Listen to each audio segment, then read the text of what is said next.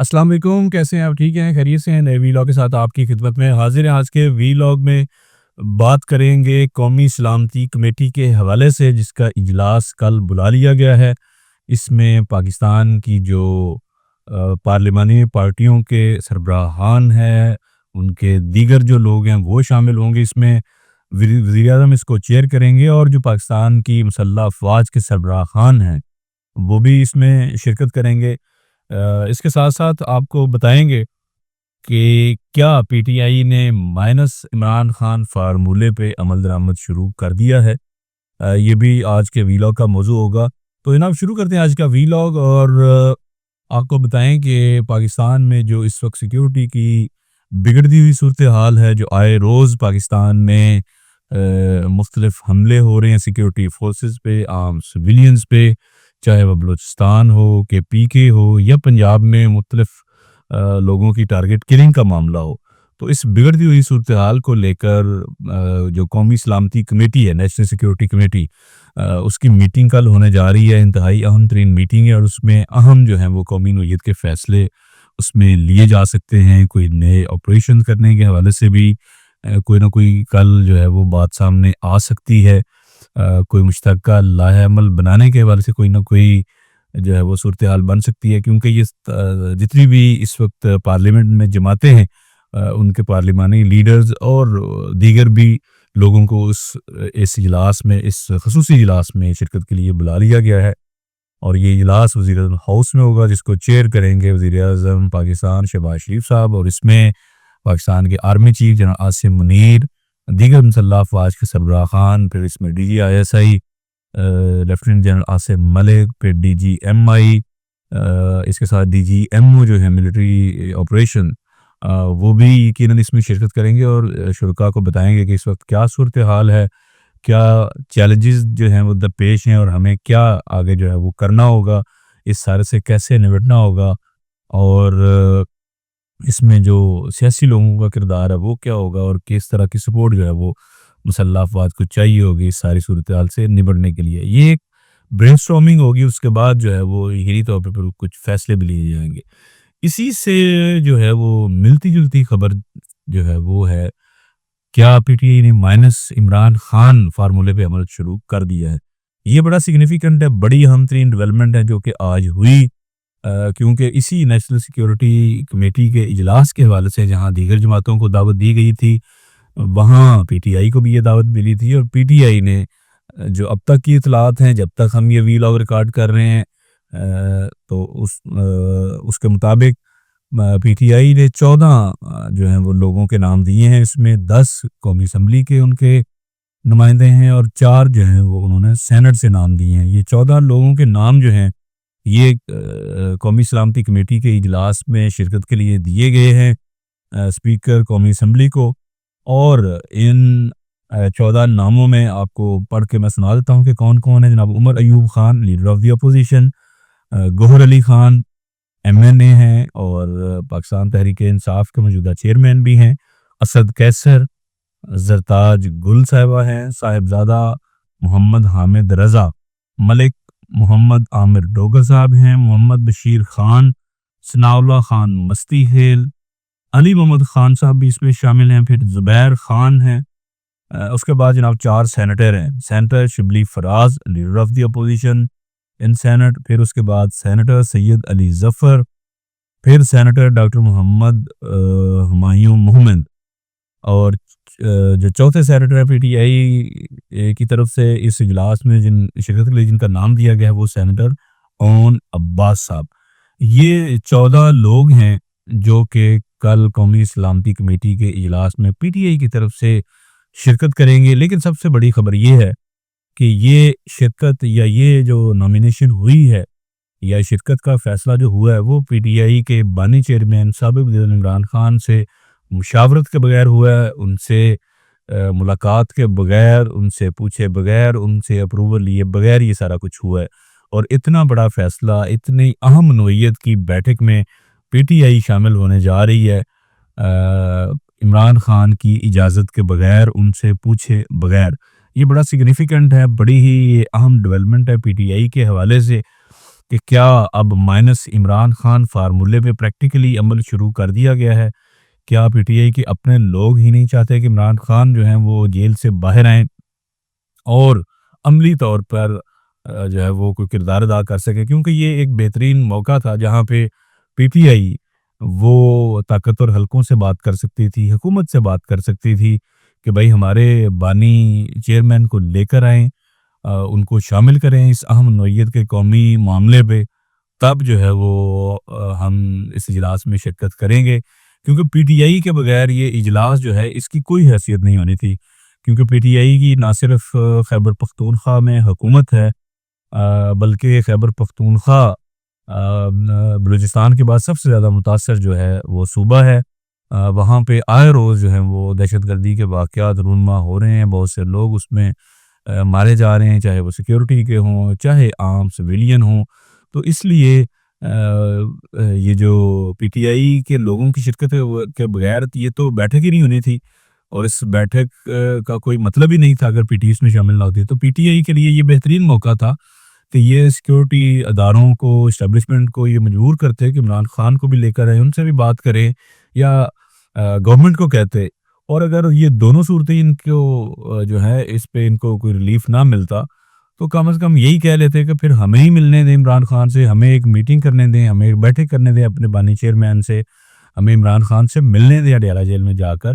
تاکہ ہم ان سے مشاورت کر سکیں۔ لیکن یہ مشاورت کے بغیر ہی پی ٹی آئی کی جو پارلیمانی کمیٹی ہے اس نے یہ فیصلہ کیا ہے کہ یہ 14 لوگ ہیں، یہ جائیں گے اس اجلاس میں اور پی ٹی آئی کی وہاں پہ نمائندگی کریں گے۔ بہت سے لوگ پی ٹی آئی کے اپنے لوگ بھی کرٹیسائز کر رہے ہیں اس سارے عمل کو، اور یہ انتہائی افسوسناک صورتحال بھی ہے اس وجہ سے کہ جس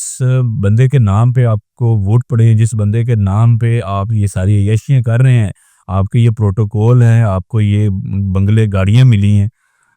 آپ اہم ترین موقع پہ اس بندے کو آپ نے بالکل سائیڈ لائن کر دی ہے۔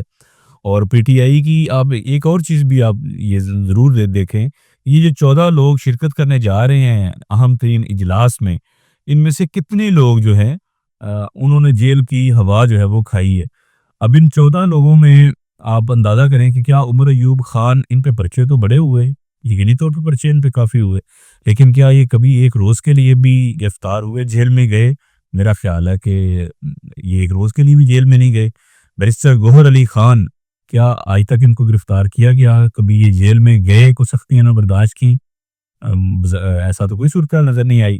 پھر اسد کیسر صاحب، ان پہ کتنے پرچے ہوئے، کتنی بار مرتبہ یہ گرفتار ہوئے اور جیل میں گئے، سختیاں ان پہ ہوئیں؟ مجھے نہیں کوئی یاد پڑتا۔ زرتاج گل صاحبہ پہ ضرور پرچے بھی ہوئے، جیل میں بھی وہ گئیں اور ان پہ جو ہے وہ مشکلات بھی کافی انہوں نے جھیلیں۔ پھر صاحب زادہ محمد حامد رضا، سنی جو جماعت ہے، سنی اتحاد کونسل غالباً، تو اس کے سربراہ ہیں، تو صاحب زادہ حامد رضا صاحب پہ کتنے پرچے ہوئے، کتنی مرتبہ یہ گرفتار ہوئے اور جیل میں گئے اور سختیاں ان پہ کی گئی؟ یہ بھی ایک سوال ہے اپنی جگہ پہ، آپ جواب ان کا خود ڈھونڈ سکتے ہیں۔ پھر ملک محمد عامر ڈوگر صاحب پہ پرچے ان پہ بھی یقیناً ہوئے، کتنی مرتبہ یہ جیل گئے اور سختیاں ان پہ ہوئیں؟ یہ بھی ایک سوال ہے۔ محمد بشیر خان، میں انہیں نہیں جانتا یہ کون ایم این اے، یہ ہو سکتا ہے کہ پی کے سے ہوں ظاہر ایم این اے، لیکن ان کے حوالے سے کیا معاملات ہیں یہ میرے علم میں نہیں ہے۔ ثناء اللہ خان مستی خیل صاحب، ان پہ کتنے پرچے ہوئے اور انہوں نے کتنی مشکلات جھیلی یا جیل میں گئے؟ یہ جو ہے یہ بھی دیکھنے والی بات ہے۔ پھر علی محمد خان صاحب، ان پہ پرچے بھی ہوئے اور انہوں نے جیل کی یاتریں بھی کی، لیکن ان کے حوالے سے جو ایک خاص جو ہے وہ لوگوں کے ذہن میں ان کے متعلق ایک خاص ایک آپ کہہ لیں کہ ان کے متعلق ایک رجحان یا ایک سوچ پائی جاتی ہے علی محمد خان صاحب کے حوالے سے کہ تقریر اچھی کرتے ہیں لیکن عملی طور پہ یہ کسی بھی احتجاج جلسے جلوس میں اس طرح سے شرکت نہیں کرتے، مارے نہیں کھاتے جا کے۔ اسی طرح پھر کوئی زبیر خان صاحب ہے، میں ان کو نہیں جانتا یہ کون ایم این اے ہے، کہ پی کے سے یقینی طور پہ ہوں گے۔ ان پہ کتنے پرچے یا جیل یاترا انہوں نے کی ہمیں نہیں آئیڈیا۔ سینیٹر شبلی فراز صاحب، اب یہ شبلی فراز صاحب جو ہے ان پہ کتنے پرچے ہوئے، کتنی مرتبہ یہ جیل گئے، گرفتار ہوئے؟ مصیبتیں انہوں نے جھیلیں، یہ بھی ایک بہت بڑا سوالیہ نشان ہے۔ مجھے نہیں یاد پڑتا کہ کوئی ایک مرتبہ بھی یہ جیل گئے ہوں۔ ہو سکتا ہے میری معلومات جو ہیں وہ نامکمل ہوں۔ پھر سینیٹر سید علی ظفر صاحب کتنی مرتبہ گرفتار ہوئے، جیل میں گئے، کتنے پرچے ہوئے، یہ بھی سب کے سامنے ہے۔ اسی طرح سینیٹر جو ہیں ڈاکٹر محمد ہمایوں محمد، ان پہ کتنے پرچے ہوئے، کتنی مرتبہ جیل گئے، کیا مصیبتیں انہوں نے جھیلی، مجھے ان چیزوں کا زیادہ نالج اس بات پہ نہیں ہے۔ اسی طرح سینٹر اون عباس، یہ غالباً وہی سینٹر اون عباس بپی صاحب ہیں، ان پہ حال ہی میں ایک پرچہ بھی ہوا اور یہ گرفتار بھی ہوئے۔ بہرحال ان 14 لوگوں میں سے زیادہ تر وہ لوگ ہیں جو نہ کبھی گرفتار ہوئے، نہ انہوں نے کبھی کوئی جیل یاترا کی، لیکن شاید یہی وجہ تھی ان کی کوالیفیکیشن کی اس اہم ترین شرکت کے لیے، کہ ان لوگوں کو لایا جائے جو بظاہر ان ناموں سے یا ان کا اوورآل جو پوسچر ہے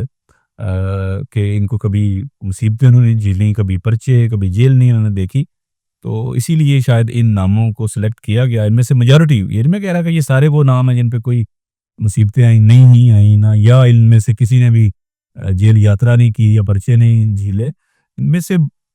زیادہ تر کے متعلق میری جو اسیسمنٹ ہے وہ یہی ہے کہ ان میں سے زیادہ تر وہ لوگ ہیں